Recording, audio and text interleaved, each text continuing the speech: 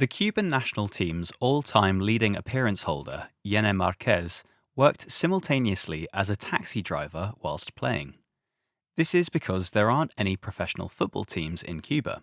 Professionalism in sports was banned by President Fidel Castro in 1961. Mr. Castro once said, "Anybody who truly loves sport and feels sport has to prefer this to professional sport by 1,000 times."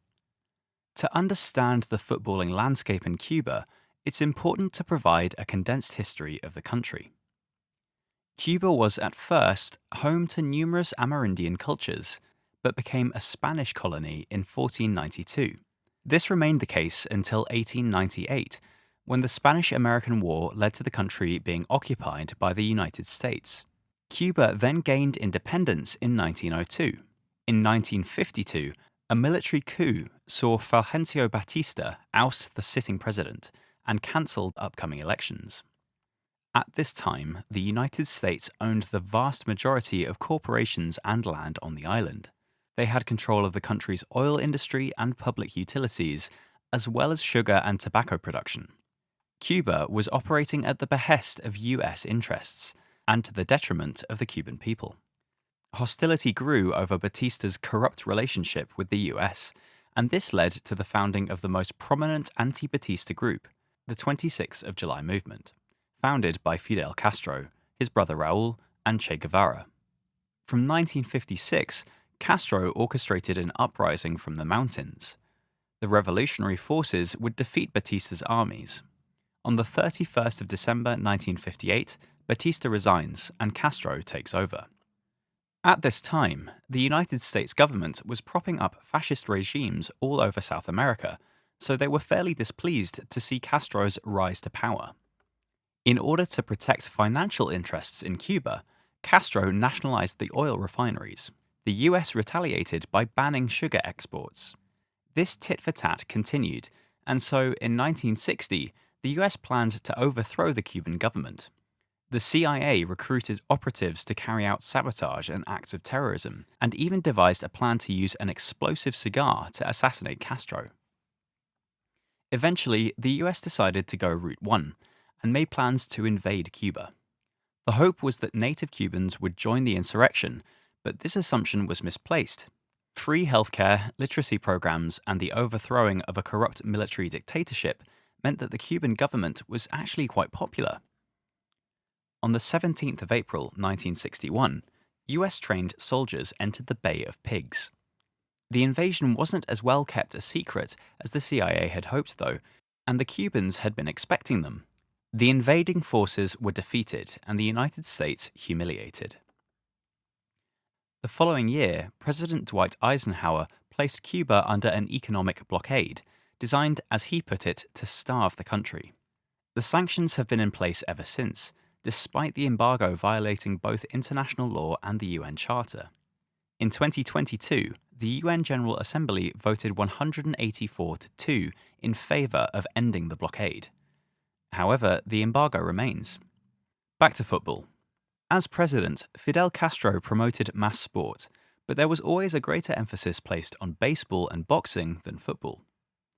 However, football was always popular on the island, and since media restrictions were eased by Fidel's successor and brother Raúl Castro, the sport has seen a major increase in popularity. International football games are now televised, and Barcelona and Real Madrid are the favoured teams amongst young Cubans.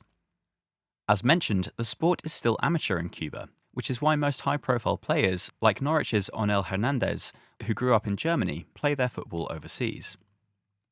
Cuba's domestic league is the Campeonato Nacional de Fútbol de Cuba. It was founded in 1912. The country's most successful side is FC Villa Clara, who have 14 championship titles to their name. Other notable sides are FC La Habana, based in Havana, and FC Pinal de Rio. Another thing to note is that you won't find sponsors on Cuban football shirts, because that wouldn't be very communist. The national side has appeared at one World Cup in 1938.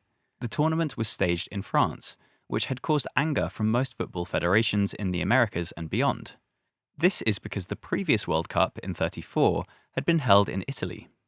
The federations claimed it was unfair to have two consecutive tournaments held in mainland Europe, and so all South American and CONCACAF nations withdrew, with the exception of Brazil and Cuba.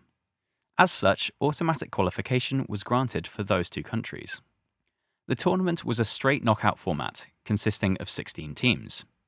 The first game against Romania ended in a 3-3 draw. In the replay, an impressive Cuban performance saw them prevail 2-1 and advance to the quarter-finals. Cuban forward Hector Socorro scored 3 times over the 2 legs. An 8-0 defeat would follow against a strong Sweden side. The national team has fallen short of World Cup qualification ever since. Interestingly though, in 1999 there was an attempt to send the entire Cuban team to play for the German team Bonner SC. The owner of the then 4th-tier side had seen a video of the Cubans playing and losing against Brazil. Admiring the islanders' hearty performance, he contacted the Cuban FA, and the staggering arrangement was made. The players were able to compete in a small number of friendly games in Germany, but unfortunately for everyone involved, both the German FA and the president of the district of Cologne intervened. The promised visas fell through and the project was cancelled. More recently, a number of Cuban coaches have undergone training by FIFA officials with the aim of cultivating Cuba's next generation of talent. The country has announced an ambitious plan to qualify for the World Cup within the next decade. If you wish to show support for Cuba or learn more about the blockade that the American Association for World Health says has caused a significant rise in suffering and even deaths, then a link to the Cuba Solidarity Campaign is in the description.